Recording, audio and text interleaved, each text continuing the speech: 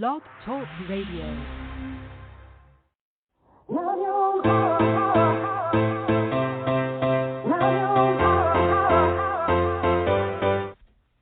Chatting with Nat is a podcast for independent women seeking to speak their truth and to break down barriers.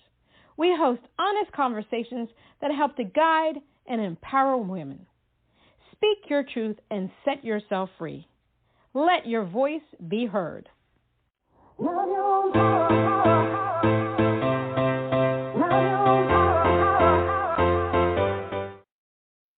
Everybody, this is Natalie Jean. It's Natalie Jean. Today we have on Chatting with Nat, singer-songwriter Sarah Christine.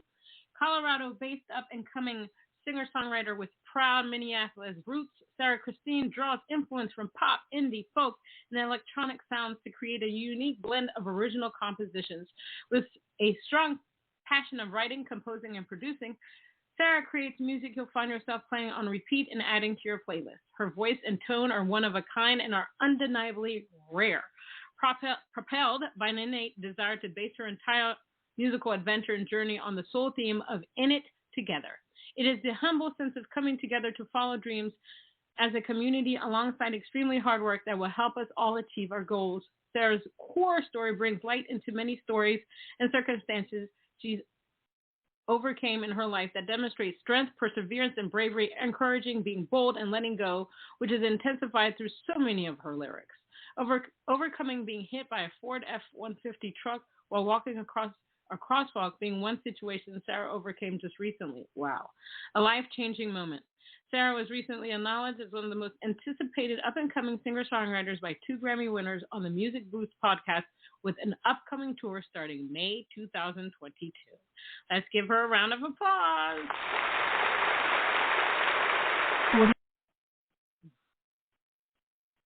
Hi, Sarah. How are you? Hey, how are you, Natalie? How's it going? I'm still alive and kicking, still here. I feel you. I think that's the way I have to answer. I have to answer things now because of the cray kind of world that we're living in.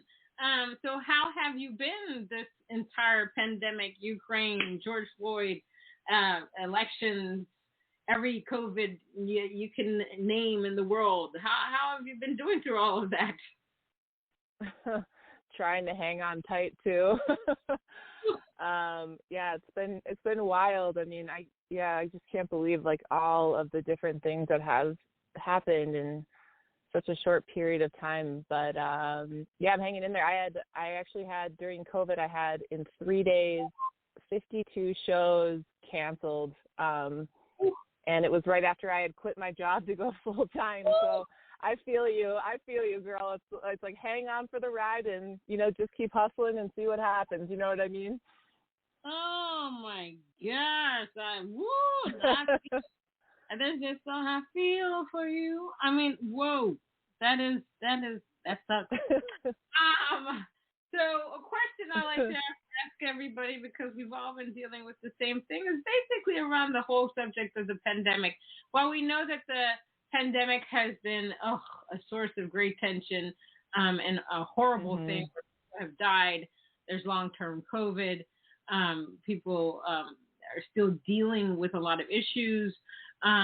People have died, a lot of lost loved ones, but there has been pros in regards to the pandemic. There was downtime for a lot of self-introspection. Like the things that I saw were like, family members walking around with their families, which is not odd, but it's odd in a sense that people really took time to be together. In regards to climate change, the animals and the trees were like, oh my God, people are not in the streets. We can breathe. The pollution level went significantly without us being there. And I'm sure they were hoping, that they were going to be there. The other thing is, my God, her call dropped. So Natalie was just about to talk to herself. So I'm going to wait till she calls back in and see what's happening with that. You just don't want to hear me? It's so great that I can see when the call drops, because I was basically just myself. Man, I don't know. I've got full bars, but I'm sorry, man. Like my No, listen. I don't know. Technology. This happens. No worries. You know, I mean, we've gone through it all with COVID. Why not also have a couple hiccups with technology, right? There we are. Yeah. You should see when I do my IG live. Sometimes that thing will kick up. I have to go back on 5 million times, so it is what it is. But basically, what I was saying is that I knew I had a colleague that quit his job because he quit his job. He actually pulled back on hours of his job because he realized that he wasn't spending enough time with family. And then you had people that quit their jobs because they really realized that life is short, and they'd rather do something that's more fulfilling their passion and stuff and make money that way. And then you have artists. Artists decided to rebrand. Some artists created music. Some did singles. Some created albums. Some decided not to do music anymore. Some decided to be more effective players. So that being said, my question basically is: during this time, did you have some self-introspection? Did you decide to say with the same branding? Did you change anything? What did you think about? Yeah, I think you bring up such a good point. Like, it was just such a time for like self-reflection and what do they call it, right? The Great Resignation, I think. Where everyone's like, hey, I think it was like a big like slap in the face, if you will, of like, you only live once, and like, are we living on purpose, or are we living for like a big corporate paycheck, or like what is our true intention, and how are we going to leave like our mark on this world? Like, how do we want to exit? You know what I mean? I guess, like, for me, I know you mentioned it quick when reading sorry for the super long bio that I happen to have, but yeah, like, I think prior to COVID, I had kind of a wake-up call. I used to juggle my music with a corporate career, and I don't dog it at all because I did enjoy a lot of what it had to offer, and I learned a ton, but I did end up leaving, but I had two circumstances that kind of, like, helped me to pursue my purpose, I think. And one was what you had mentioned was I was in Indianapolis for a work trip. I had just gotten a promotion, and I was kind of on like my big first like go for that new gig. And I was walking across the crosswalk, and it was early, and I got halfway through the crosswalk, and it was rainy, and I got hit by a Ford F-150 truck really severely. It was definitely a life-changing moment. I was like, essentially, like, in the news and all of that, in really, really bad shape, was, stuck in Indy for a while. And I actually was not like knocked unconscious, but I definitely blacked out when I had like skid across the pavement.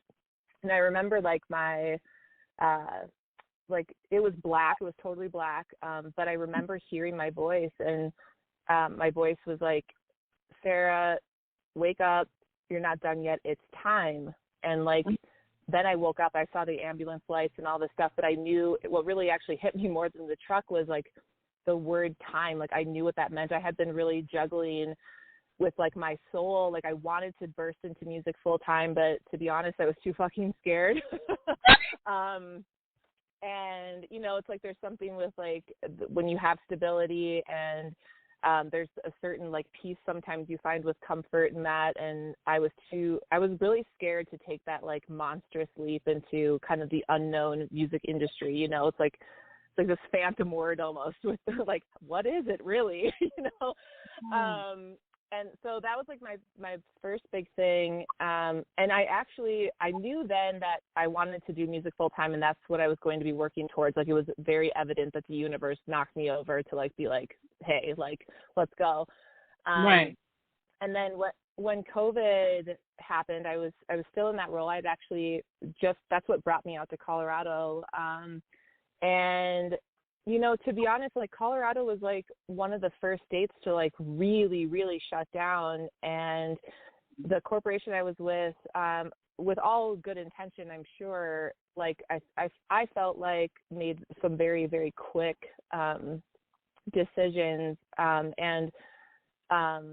in terms of like layoffs and things like that, I was managing quite a few people, and like, I just didn't agree with the like who was, you know, being asked to move on and different things, you know, that just like for me personally, I know like with a huge organization, you have to make executive decisions that are consistent among a lot of states. But to me, like, you know, I kind of went back to like, you know, like back in like, if you know, for everybody that's listening that went to like college or school or whatever, you have to take like a business ethics class, like, and they're like, follow your gut. Like if it doesn't feel right, don't do it, you know? And to me, I was like, you know, this doesn't like, although it might be right for like what's going on in the economy from a like emotional standpoint, it doesn't feel right to me. And I think now's the time to like take the leap. And people like thought I was crazy, like who jumps into music full time in like the early parts of the pandemic when shows are getting shut down and save our stages and everything else. But I think you're right on. Like people, I think took COVID and everything that, you know, all of the things that were happening, like hopefully to heart. And it's like, live on purpose. Like you only have one life, you know, and, you know, yeah. That's right. See, I love that. So, you know, I can high five you on the whole, on the whole quitting the job thing, because I did the same thing, in the sense that, okay, so my whole situation and my job wanted people to get vaccinated, and I wasn't ready at the time. I think that's also a personal decision, blah, blah, blah. And there were some other things, issues. You know, I just decided, and I was talking to another colleague, and the person said, you know, this is your opportunity to leave and do your music full time. I didn't have any money, and I was just like, you know, this is it. And so I did the same thing. Basically, I left my job, and I've been trying to push music and do this, that, and the other. I think there comes a point in our lives where we have to make those decisions. You know, I was with my job 15 years. I was there for a long time. It was time for me to go. For me, it was like do or die. You know? And now look at you, crushing this podcast all over the radio. You made the right call. I mean, it's like, okay, it's basically now or never, you know? So kudos to you for making the decisions to get out there and do your thing. I'm sorry that the pandemic did come, and then you had all those dates, those touring shows and all that stuff. That's really sucks. And then also getting hit by, oh my God, that's Lord, well, I mean, I think the lesson is, right, like if you're too scared and which I was at the time, even though like I knew what I was supposed to do, but it was like, I don't know, I feel like sometimes the universe has to, you know, knock you out or whatever to make it very apparent, like, okay, if you're not going to do it, I'm going to force you to. You know? Exactly.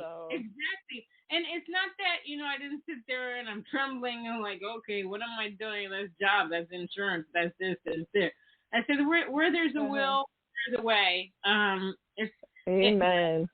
For me, it's like it's in your gut and it keeps telling you the universe is going to support you in whatever you do, and you have, you know, you have this. I mean, because on a daily basis, I'm like, oh my gosh, I don't know about this music mess, and then I'll get emails or calls music, and they're like, oh, I like this song. And I say, okay, that means I have to continue.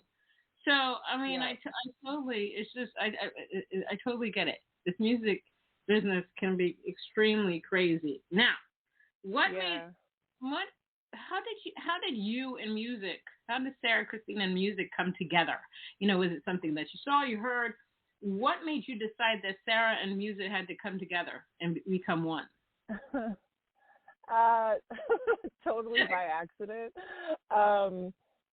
So, I mean, I grew up playing the piano and stuff, and then in college, I played college basketball. I'm 6'2". I'm a tall drink of water, baby. Oh, wow. So, that is tall. Yeah, I always have a bad joke when I play at venues and stuff, and I usually have like, you know, when it's like usually like the guy owners or whatever, they always make a comment, oh, you're 6'2", and I'll say, that's all the same laying down. Right? There you go. I like that. It's a stupid joke, but it makes them think for a minute, and then they're like, okay, I'll shut up now. No, all by accident. So I was playing college basketball, and then I started like teaching myself guitar on the side, you know, in my like dorm room and stuff. And my I've got 5 best girlfriends, kind of like a now and then story since like 4th grade. And one of my best friends came to visit me in college, and she came to my dorm room and she was like, "Yo, Sarah, like, is that a guitar under your under your bed?" And like, yeah. And she was like, "Wait, you play? Like what?" And I was just learning guitar, you know, and I still don't claim to be very good at it.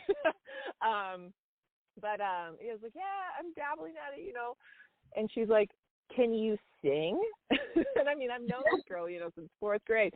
And I was like, and I had the worst stage fright, you know, it was like a very silent hobby of mine. And she's like, "Okay, sing me something." And then I sang her, like, I was writing this song called Minnesota Eyes. It's the first song I ever wrote, and it's still not released anywhere. I'm thinking about it, and I played it for her, and she goes, "Holy shit."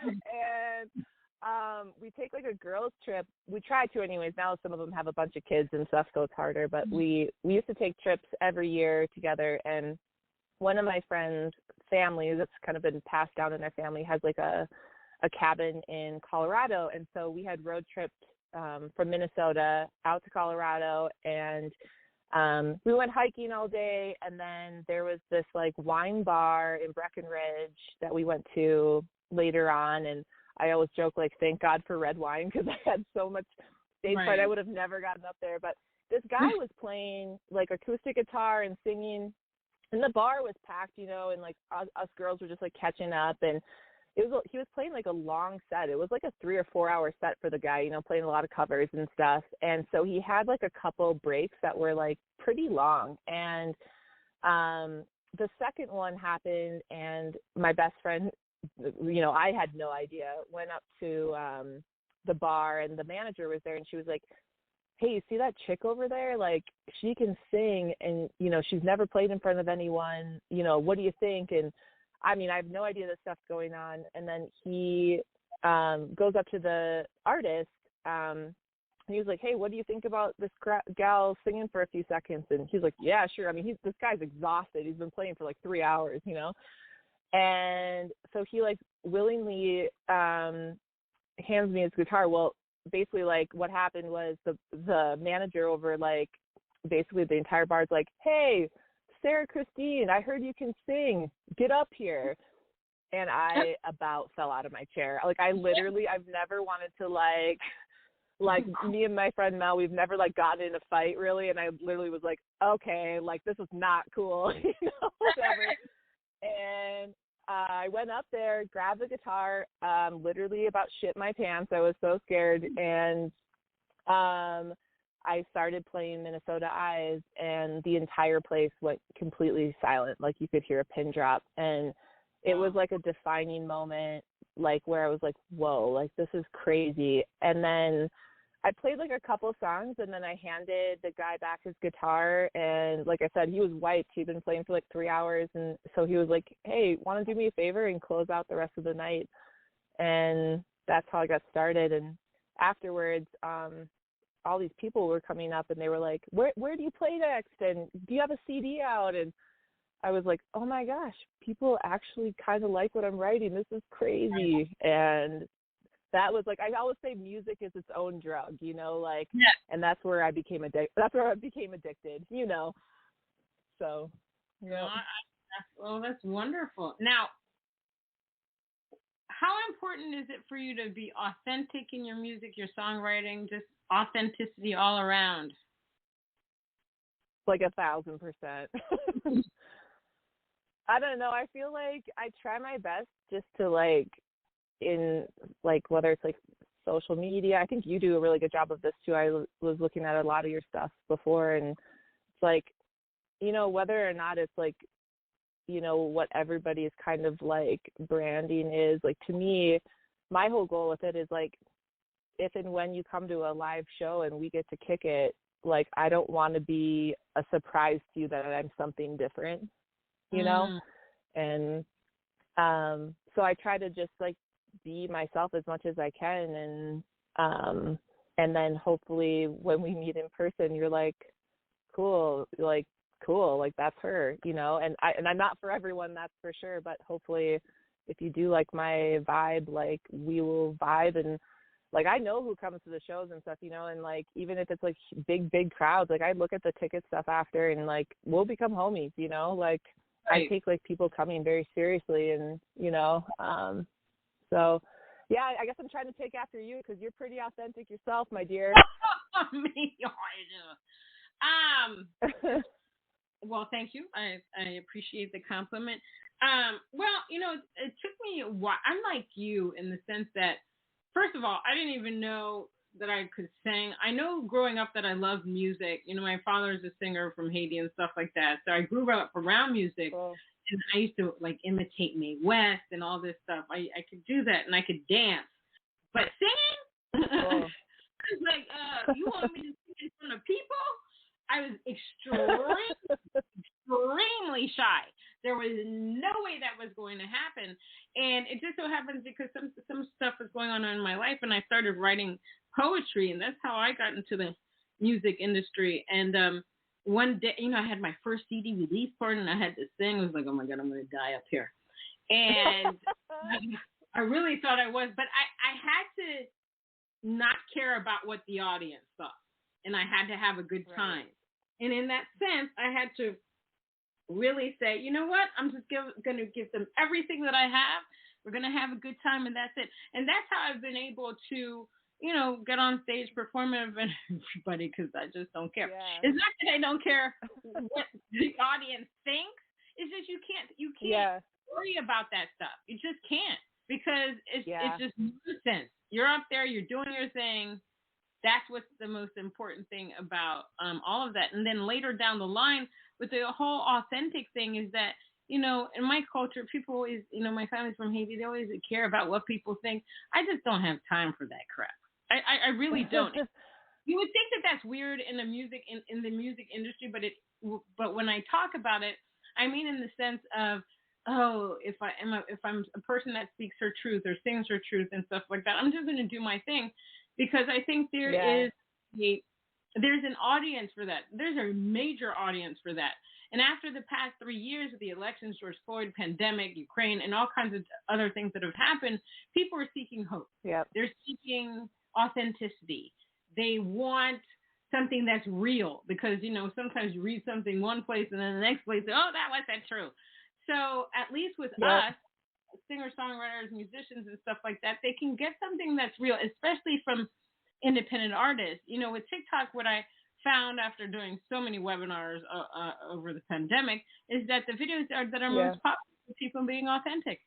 Because when people watch that, they're basically like, oh, I can do that too. And they watch a mainstream artist do their thing, is like, oh, okay, that's really cool. I like them, but I don't know if I can do that. You know, people want to grab, they want to be able to say, oh my God, I heard Sarah Christine's song and I really loved it. That's my girl right there. Every time I feel down, I can listen to her. And I tell people like I and different artists that this is our superpower. I'm going to get a t-shirt. This is our superpower, music.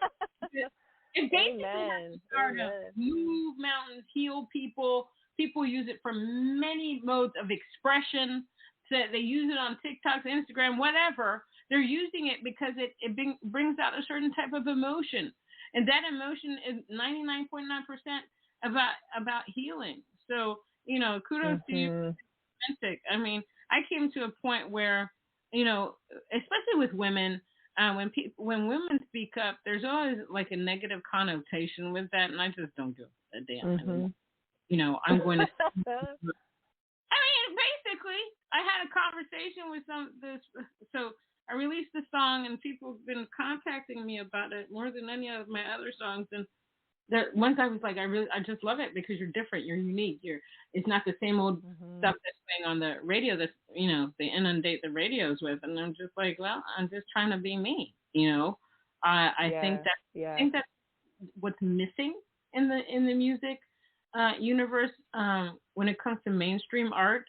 A lot of the artists are missing themselves. You know, like they play the song the labels want them to play. And when you're indie, you play and write any damn thing you want, and it's you. Amen to that. I know. Yeah, and I don't know if you feel like this, but like, well, one, I think it is a lot of bullshit when people say like every show that they play was like perfect or super great. Right. I feel like, I mean, thankfully, I feel like the majority that when I'm touring and stuff go extremely well, and they're so fun, and the connection with everyone after and during is like so important to me, and I hope everyone feels like so much love. But like I feel like when I reflect back, like I try to reflect back after every circuit of stuff when I'm playing live, and when I think about the shows that I really messed up in, it's because I kind of psyched myself out before about like if I kind of know like, oh, like this person's going to be there, or this group of people, or to your point, I used to like really be like, I got to put on a show, and Right. those were the ones I messed up on. And it's like as soon as like but you know what, I do think it takes kind of to your point, like putting yourself out there and putting yourself into performance situations all the time to learn that like being your authentic self and showing up as you are and kind of taking that like kind of pressure off of your shoulders to be perfect that night and change that in your mind to be the most authentic that night. It completely changes the dynamic. And it also like, I don't know, in terms of like, I think mindfulness and health and wellness for all of us artists is like huge because there's just so much pressure, so much anxiety. There's obviously a lot of temptation and whatever else. But I think like part of that comes with when we put so much pressure on ourselves. And I'm at fault at that all the time. I mean, like even this morning I had to check myself. I'm like, girl, look at your schedule today. Like, cool it, yo. Like, but like the minute you kind of like practice with performance and start to realize like the minute you lift a little bit of that weight is when like your true self comes out, and that's who people love. And if they don't love you, like you said, who cares? Like you're going to get hateful stuff every once in a while. But I'm like, yo, even if I get a hateful message once in a while, that still means tension enough to actually like write that and then like treat that with empathy. Like who knows what they're going through, like to where they had to just take that out. You know what I mean? Like whatever, So yeah. And then, the stuff that you had mentioned about George Floyd's death. I don't know if we've talked about this before, but I'm from Minneapolis, and I lived just a couple blocks from where that happened, and that affected me, so much. I've been super involved with the Black Lives Matter movement, and I actually have my next single coming out is called Sidewalks, and it's not to make this podcast a little bit dark, but I thought about all the things you mentioned earlier. It like literally almost like made me tear up when you were kind of introducing the all everyone has been through. Like the song Sidewalks is about suicide prevention, the pandemic, Black Lives Matter, and then also kind of a tie-in with the media. And so the beginning of it, I was actually in my studio in Denver, and I had a friend reach out, and she was in a really, really dark place. I was pretty nervous she was going to do something that she would regret, and I tried to put myself in her place, and it was due to like she had lost her job. Her relationship was like turning out terribly because of it. Like she was losing everything, and so she was losing herself. And anyways, like I tried to put myself in her situation, and it was like, as morbid as this is, I was like, if I were to do that type of action, how would I do it? And I was looking out my window, and this girl was walking down the sidewalk, and she started crossing the road, and I was like, that's it. I don't take sidewalks anymore. So like the first verse is, I don't take sidewalks anymore. What's the point when I'm not sure what I'm living for? I'll follow yellow dotted lines, like in the middle of the road, in the middle, but I won't stop for your lights. And I won't take sidewalks anymore. That's the beginning. And then it goes into the pandemic, but then there's a whole verse about what happened to George Floyd. And that part is like, there's a man down in my hometown. There are riots on the streets, throwing smoke and guns around. when all we need is equality? Why is it so damn hard for us to find love and peace? So I won't take sidewalks anymore. And so I'm hoping, like the tie with that too is like the media tells us like, oh, everyone's going to be okay and we'll get through this and we'll be stronger for this. And so the chorus is about that. And then it ends with like, but how will we know?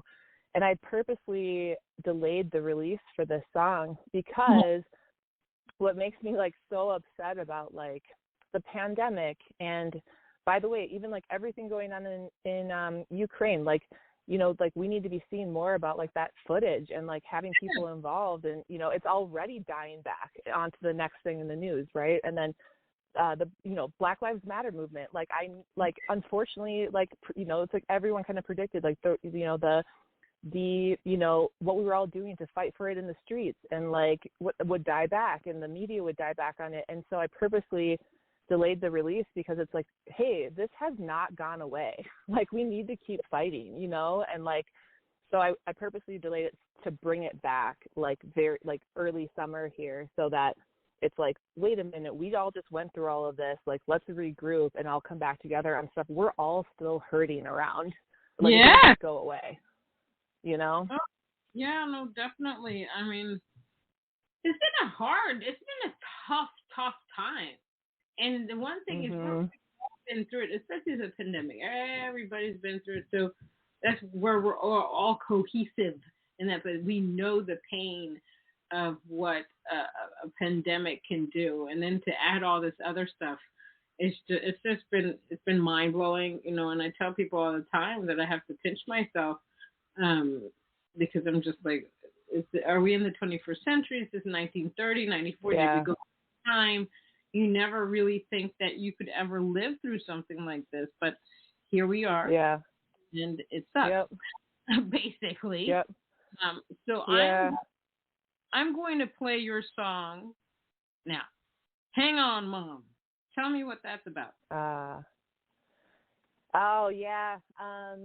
I'm pretty stoked how like this song has really been, I think, it's like you put out music with, anyways, my intent is that it just helps someone. And this song is about my mom's cancer battle. She fought breast cancer, and during the pandemic was really like the toughest part of it all. And like I'd mentioned, they live in Minnesota. I base in Colorado right now. And so it's not like you could just, run home to your mom and give her a hug. And one, it's just not safe, And she had called me one day, and my mom's a tough gal. Like, right. Faith is always at the forefront for her, and she's always usually very optimistic. And she had called, and it was like the first time I had like felt and heard, I don't want to say the word like defeat, because she wasn't giving up, but it was like it was a bad day, and it just ripped me apart because I couldn't just go help, and so I thought, well, okay, what can I control? And I was like, writing a song. And so I wrote Hang On, Mom, and then sent it to her and said, I hope this helps you to hang on. And then since then, we partnered with Music Beats Cancer, and we raised over $2,000 for cancer research just recently in just a few weeks. And now the song will be on iHeartRadio's Top 40 app in New York City streaming. I think it's like for a couple weeks in April and May. I think they said it's supposed to get like 600,000 plays or something like that. So I'm really excited about that, and we'll see where that goes. So that's huge. Thank you. Yeah. So, I mean, my thought was, with like how it could help others, like obviously there's a bajillion people, unfortunately, dealing with like the crisis that cancer is, or just finding out that they have it or whatever. But also, like, to your point, with everything everyone's been through, like, it doesn't have to be cancer. It could be, I lost my job. What do I do? I lost my husband. What do I do? Whatever. And my hope is that this song just helps you to hang on with whatever struggle you're going through too, and knowing hopefully it'll be all right if you do. So. All right, let's play it. Tuck back in recite the words. Flowers blooming just like they should. Called today and said the sky is blue, and that's good.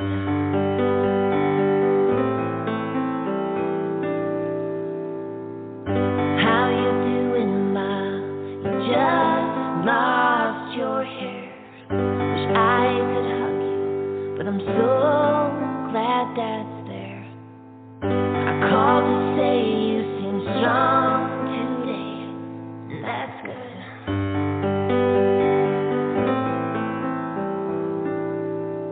Hey, mama, just hold on. This might be a rough one. 12 more rounds, your heart settle down. A good thing you're a tough one. Good thing, yeah, it's a blessing, man, that God chose you. 'Cause he's still needing an angel. He's still needing his angel. He's still needing my mom on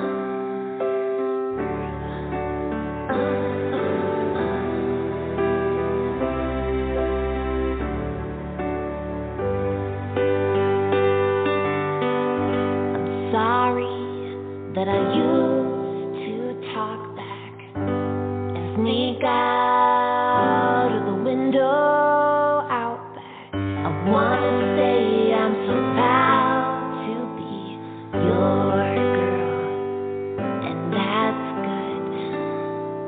Hey, mama, just hold on. This might be a rough one. 12 more rounds, your heart settle down. A good thing you're a tough one. It's a good thing, yeah, it's a blessing, man, that God chose you. He's still needing an angel. He's still needing his angel.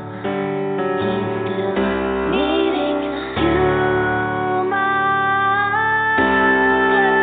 Yeah, it's a blessing, man, that God chose you. 'Cause he's still needing an angel. He's still needing his angel. He's still needing my mom on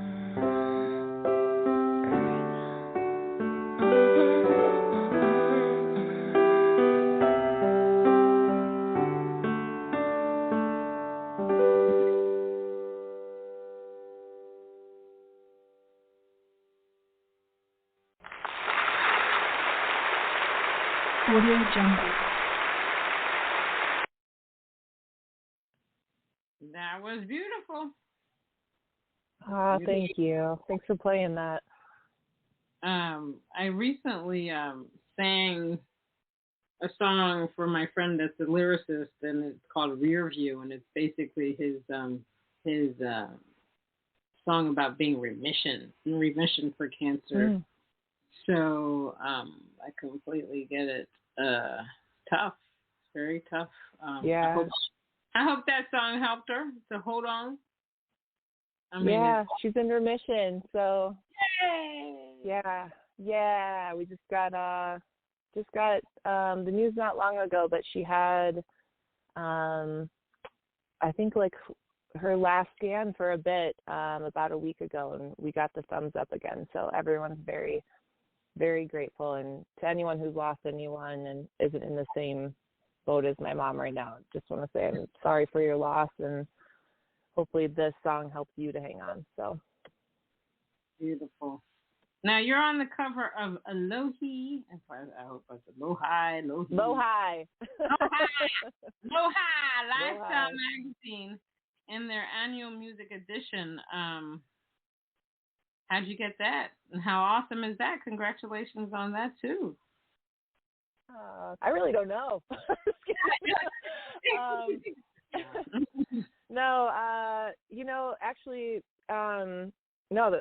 All the musicians that are in the magazine are incredible, and I'm really honored to be a part of that whole crew. And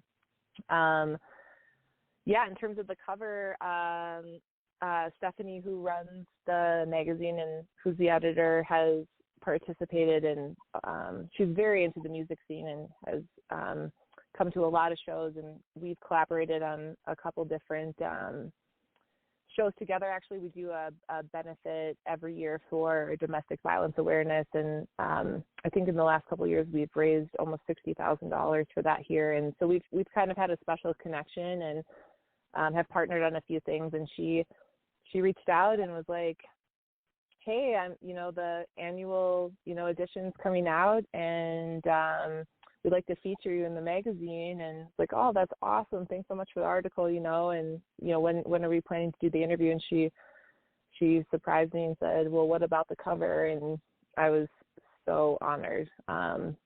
So very great.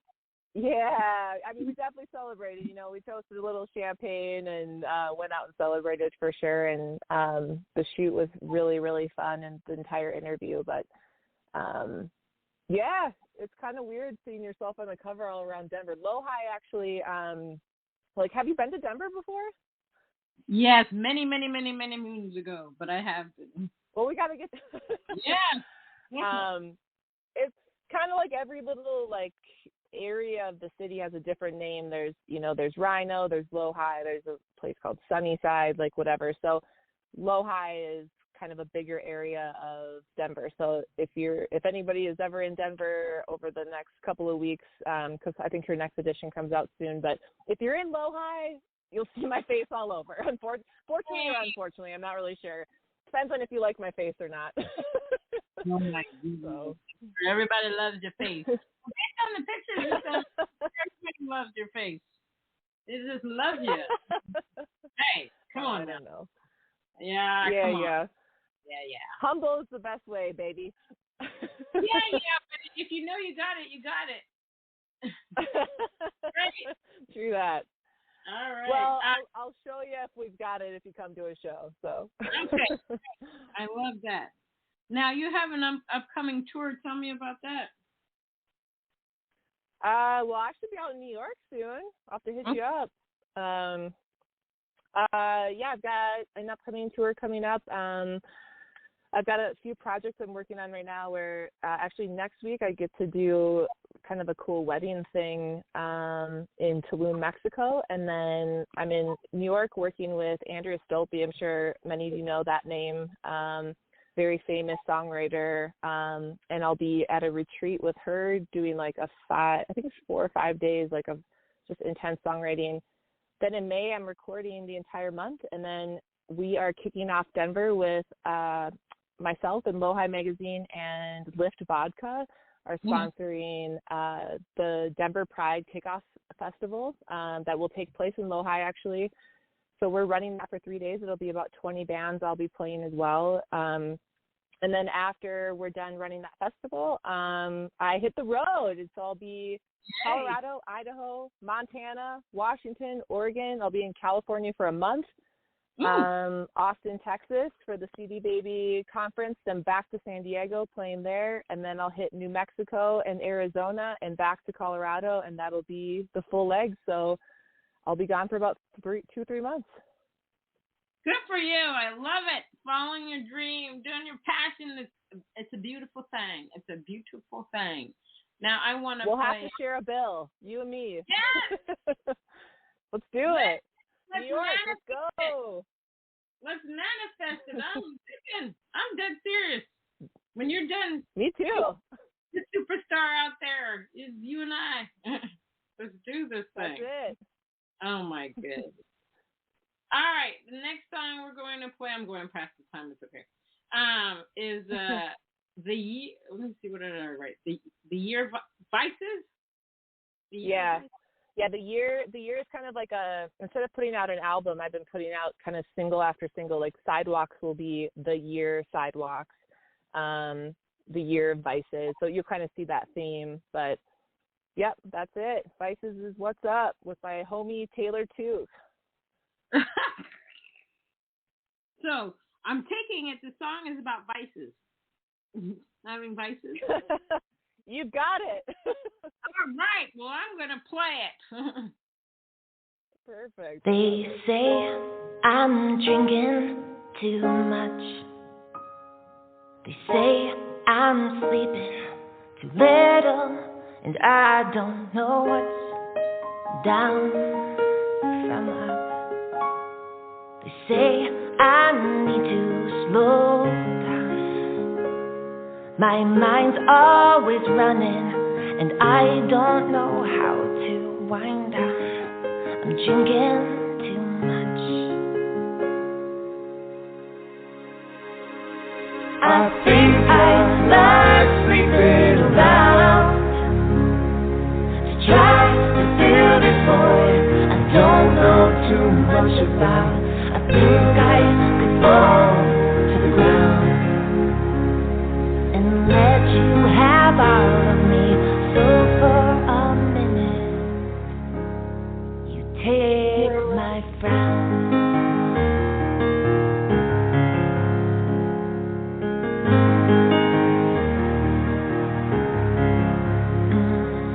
So tell me about a time you were surprised or embarrassed or some other kind. I'm drinking too much. And did you wake up lost, wanting to throw, wanting to give up, throwing the towel? I'm drinking too much. I think you've been sleeping around to try to fill that void you don't know too much about. Why do you fall to the ground when I just want all of you? So for a minute, You take my frown. Take my frown. I think I like sleeping around to try to fill this void I don't know too much about. I think I could fall to the ground and let you have all of me. So for a minute, you take my frown.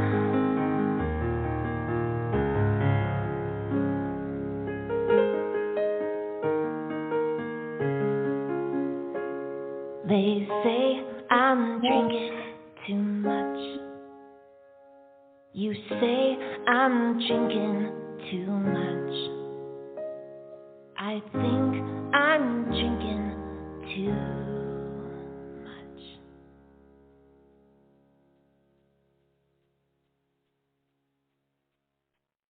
I know I've been drinking. Audio Jungle. Yeah, I've been drinking. I just came back from Vegas. I can attest. Yes, pretty much. I've been drinking. I drank too much. Yeah. No, I actually drank don't the right we all amount. sometimes, right? I drank the right amount.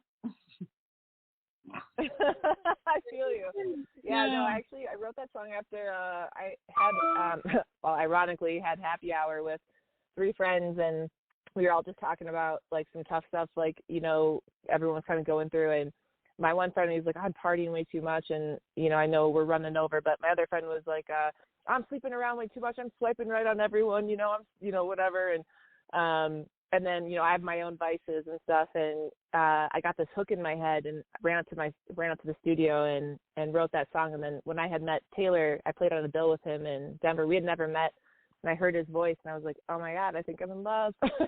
And we hung out after the show, and I showed him the song that I'd written, and I was like, I was going to do this solo, but I think this might be a good duet. And he came over a couple of weeks later, and he definitely enhanced the song, that's for sure. So that's Vices for you. I love it. It's another song that's just so real. So real. Funny, people would come up to me in Vegas and they would be like, what have you been doing? I'm like, been drinking. What I've been doing. Well, sounds like I need to go to Vegas with you too. Yeah, I mean, it's just like, you haven't seen your friends for the longest time, and you're just like, oh my God, and hug, da-da-da. Get sick, but I don't care. Just hug me. Let's drink. Let's have a good time. Now, what are 3 things you wish you had known about the music industry before you got into the music industry? Man, that's a good question. 3 things I wish I would have known.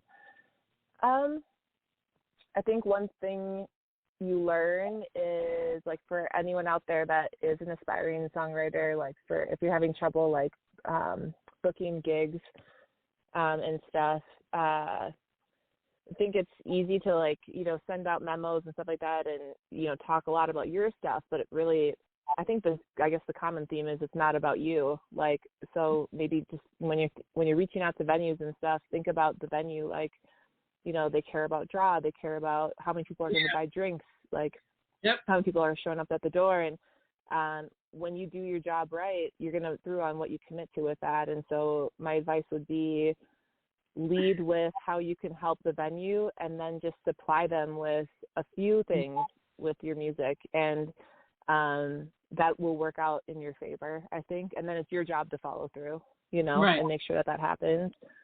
So I would say that in terms of the industry, I think that there is this, like, I guess stigma might be the wrong word, but I think when you get into, like, performing, I think people put a lot of pressure on themselves to, like, go get signed, focus on, getting in front of everybody in A&R, do this, and this. And there's a reason, like, the indie space is just absolutely booming. Like, that still should be, like, obviously something you pursue, but it should be your songwriting and just creating and improving on that. Like, my theme for this year is just be addicted to improving.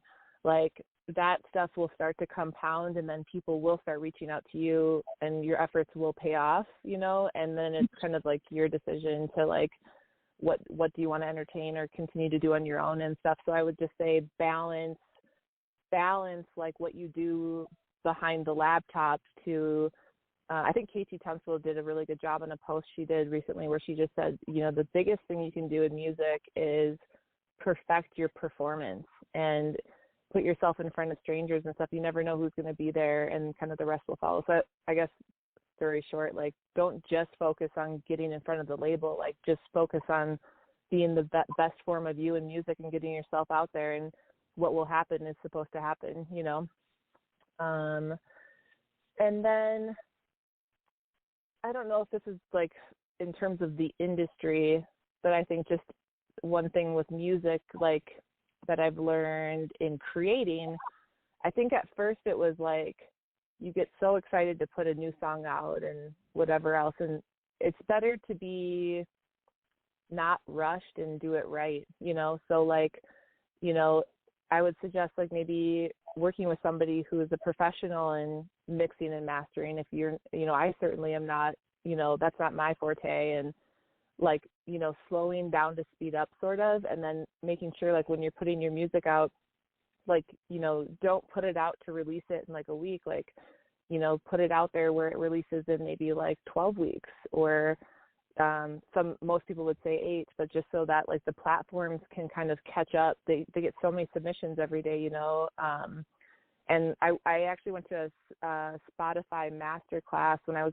playing at South by Southwest. I had 2 shows there, and that was something they really, really enforce time, because there's so many submissions every day. Like, our algorithms need to catch up for you to be on, or even have a chance to be on playlists that could give you a lot of streams. So I think those would be like 3 big learnings in, like, quote unquote music, maybe not like the industry, but just like it as a whole.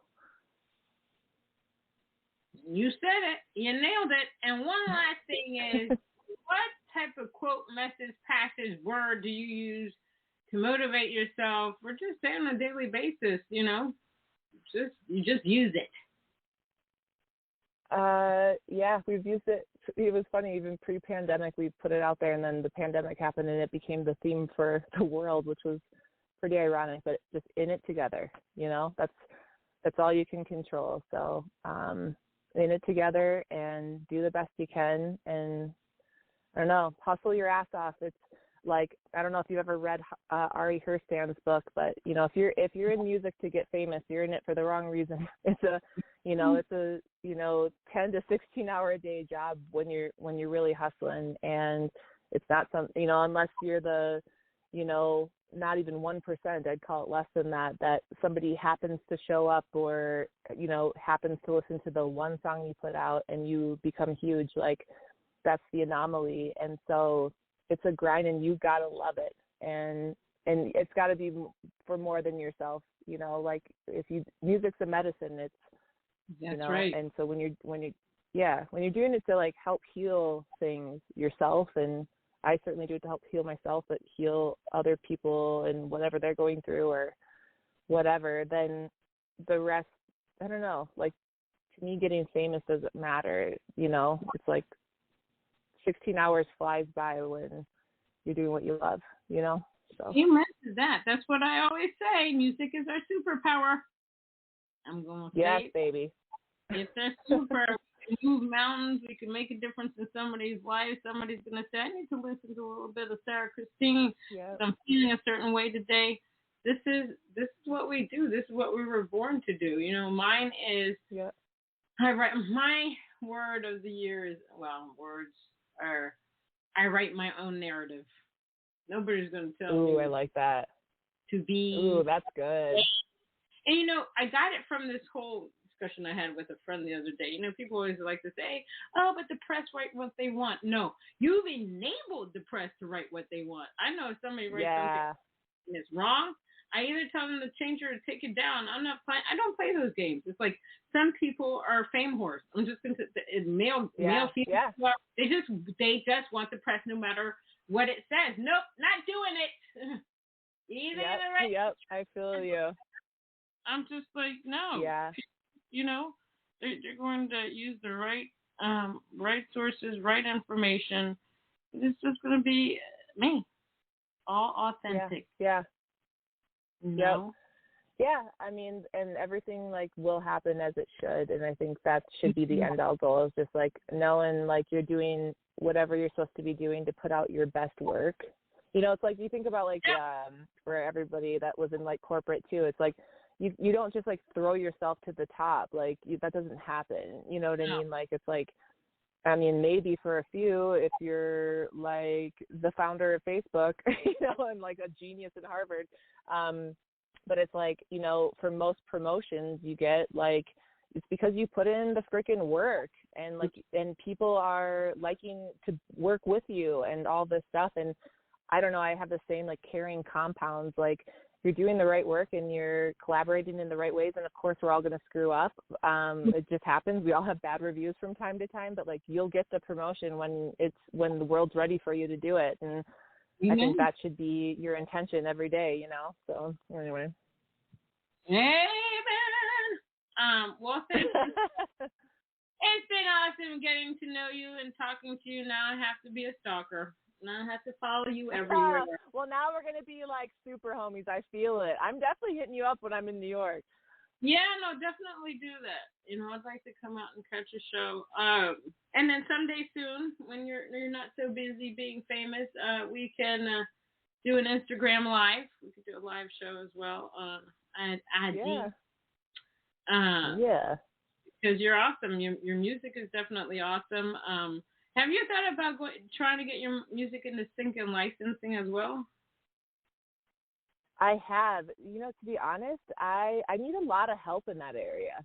Like it's just there's so, as you know, there's like so many avenues with stuff, and then everything comes with like so much detail, like, and so I'm beginning to learn a bit of that, and it's kind of like one of those things where I feel like at this point I may need to reach out for more guidance, or maybe somebody to kind of hone that in for me or take that on for me. But yeah, definitely like pitching it to, obviously the movies and gaming and all that kind of stuff. And how about you? Have you done that? Yeah, no, I have a music publishing manager, and I met her through a networking thing. But what I'll do is between this week and next week, I will send you a list of places. I have to send it to somebody else as well, but a list of places where you can upload your music, and it's for sync, it's for television, and if you have any questions, just let me know, because I think your music and voice definitely have it for television, documentaries, and commercials, and snippets, and whatever that's out there. You really should try to do that. It's another avenue to make money. And then the other thing is you can join. I'm also part of the music, the Guild of Music Supervisors, as a patron. Oh yeah. You get to get on their. They have a lot of Zooms and stuff like that. You can meet other people and find out what they're looking for in regards to music. And then there's also this website called disco.ac. And so Disco is a place a lot of music supervisors go to find music. And then there's a way to, in fact, I need to do their webinars. Every time they have one, I always sign up and then I can't do it. And you can go back and watch them. I just need to take a day and just watch everything. But I know, right? Yeah. What you do is you create these playlists, okay? And let's say it's a bunch of holiday songs that you have. So you're going to call it Sarah Christine's holiday playlist. And then they'll go in and they'll look for playlists. They'll look for the playlists that have holiday music. So there's many things that you could do in regards to getting your music out there. So I will definitely send you all of that information. And when you're ready, we can chat about that too. Oh, you're the best. You're in my corner. I'm in yours. Beautiful. That's what sisterhood is about. Yes, yes. Amen. I love it. Well, I'm not going to keep you, but it was great to have you on chatting with Nat. And I'm sure we will chat again. So yes, you have a nice day. Thank you very much for having me on, by the way. You are awesome. So appreciate it. Appreciate it. So everybody, this was Chatting with Nat with singer-songwriter Sarah Christine. She's all over the place. She's on Instagram, Spotify. She has a website. In the body of this thing here, you could just Google her and find her music. She's amazing. She's going on tour, and if she's in a city near you, you've got to go see her. Until next time on Chatting with Nat.